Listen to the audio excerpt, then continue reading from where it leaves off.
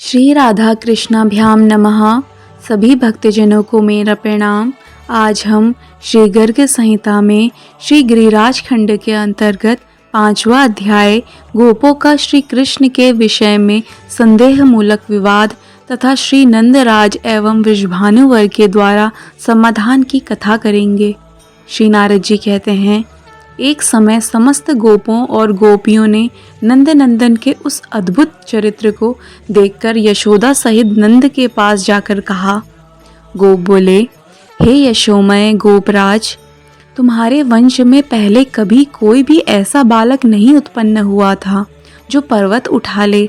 तुम स्वयं तो एक शिलाखंड भी 7 दिन तक नहीं उठाए रह सकते, कहाँ तो 7 वर्ष का बालक और कहाँ उसके द्वारा इतने बड़े गिरिराज को हाथ पर उठाए रखना। इससे तुम्हारे इस महाबली पुत्र के विषय में हमें शंका होती है। जैसे गजराज एक कमल उठा ले और जैसे बालक गोबर छटता हाथ में ले ले, उसी तरह इसने खेल ही खेल में एक हाथ से गिरिराज को उठा लिया था। यशोदे, तुम गोरी हो और नंद जी तुम भी सुवर्ण सदृश गौर वर्ण के हो, किंतु यह श्याम वर्ण का उत्पन्न हुआ है। इसका रूप रंग इस कुल के लोगों से सर्वथा विलक्षण है। यह बालक तो ऐसा है जैसे क्षत्रियों के कुल में उत्पन्न हुआ हो। बलभद्र जी भी विलक्षण हैं, किंतु इनकी विलक्षणता कोई दोष की बात नहीं है, क्योंकि इनका जन्म चंद्रवंश में हुआ है। यदि तुम सच सच नहीं बताओगे तो हम तुम्हें जाति से बहिष्कृत कर देंगे, अथवा यह बताओ कि गोप कुल में इसकी उत्पत्ति कैसे हुई। यदि नहीं बताओगे तो हमसे तुम्हारा झगड़ा होगा। श्री नारद जी कहते हैं, गोपों की यह बात सुनकर यशोदा जी तो भय से कांप उठी, किंतु उस समय क्रोध से भरे हुए गोपगणों से नंदराज इस प्रकार बोले। श्री नंद जी ने कहा, गोपगण, मैं एकाग्र चित्त होकर गर्ग जी की कही हुई बात तुम्हें बता रहा हूँ, जिससे तुम्हारे मन की चिंता और व्यथा शीघ्र दूर हो जाएगी। पहले कृष्ण शब्द के अक्षरों का अभिप्राय सुनो। ककार कमलाकांत का वाचक है, ऋकार राम का बोधक है, शकार श्वेत द्वीप निवासी षड्विध ऐश्वर्य गुणों के स्वामी भगवान विष्णु का वाचक है, नकार साक्षात नरसिंह स्वरूप का वाचक है, अकार उस अक्षर पुरुष का बोधक है जो अग्नि को भी पी जाता है, अंत में जो विसर्ग नामक 2 बिंदु हैं, ये नर और नारायण ऋषियों के प्रतीक हैं। ये छहों पूर्ण तत्व जिस परिपूर्णतम परमात्मा में लीन है, वही साक्षात कृष्ण है। इसी अर्थ में इस बालक का नाम कृष्ण कहा गया है। युग के अनुसार इसका वर्ण सतयुग में शुक्ल, त्रेता में रक्त तथा द्वापर में पीत हो आया है। इस समय द्वापर के अंत और कलयुग के आदि में यह बालक कृष्ण रूप को प्राप्त हुआ है। इस कारण से यह नंद नंदन कृष्ण नाम से विख्यात है।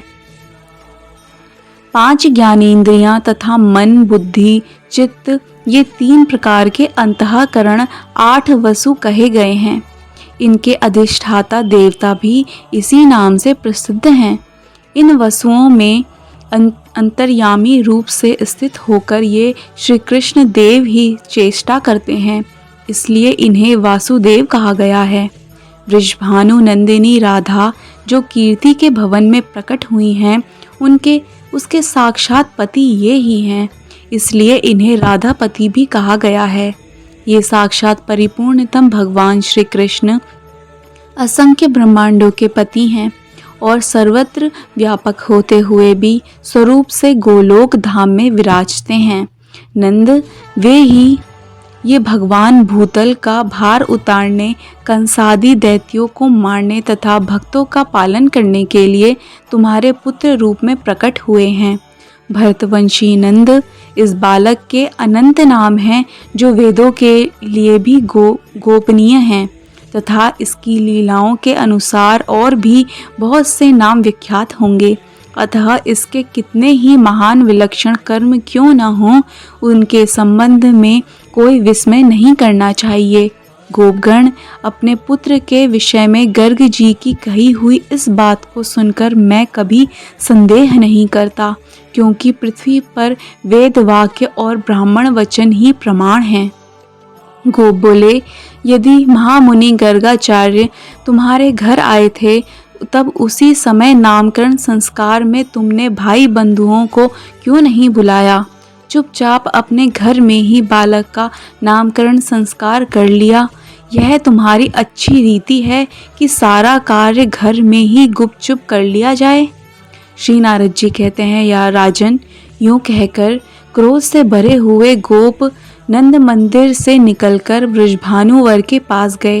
वृषभानुवर नंदराज के साक्षात सहायक थे, तथापि इसकी परवाह न करके जातीय संगठन के बल से उन्मत्त हुए गोप उनके पास जाकर बोले।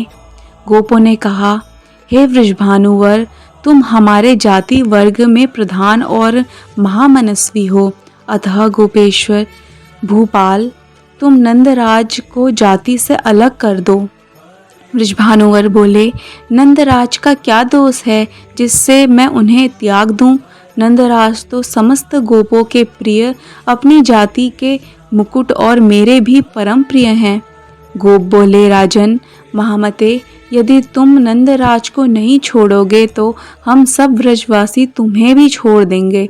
तुम्हारे घर में कन्या बड़ी आयु की होकर विवाह के योग्य हो गई है और तुमने हमारी जाति के प्रधान होकर भी धन संपत्ति के मद में मतवाले होकर अब तक उसे किसी श्रेष्ठ वर के हाथ में नहीं सौंपा है, इसलिए तुम्हारे ऊपर पाप चढ़ा हुआ है।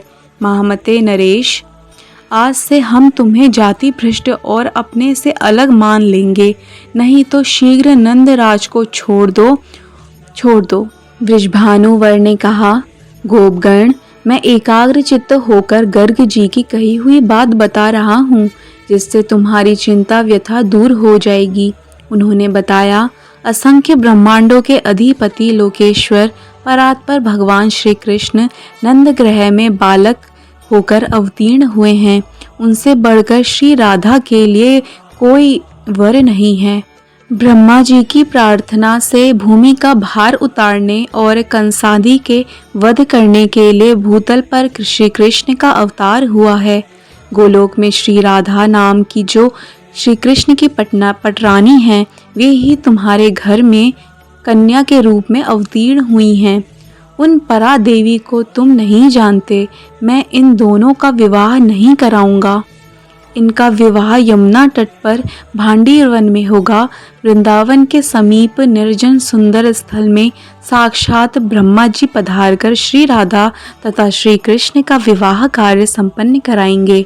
अतः गोप प्रवर, तुम श्री राधा को लोक चूड़ामणि साक्षात परमात्मा श्री कृष्ण की अर्धांग स्वरूपा एवं गोलोक धाम की महारानी समझो। तुम समस्त गोपगण भी गोलोक से इस भूतल पर आए हो। इसी तरह गोपियां और गौएं भी श्री राधा की इच्छा से ही गोलोक से गोकुल में आई हैं। यो कहकर साक्षात महामुनि गर्गाचार्य जब चले गए, उसी दिन से श्री राधा के विषय में मैं कोई भी संदेह या शंका नहीं करता। इस भूतल पर ब्राह्मण वचन वेद वाक्यवत प्रमाण हैं। गोपो, यह सब रहस्य मैंने तुम्हें सुना दिया, अब और क्या सुनना चाहते हो? इस प्रकार श्री गर्ग संहिता में श्री गिरिराज खंड के अंतर्गत श्री नारद बहुलाश्व संवाद में गोप विवाद नामक 5वां अध्याय पूरा हुआ। जय जय श्री राधे कृष्ण।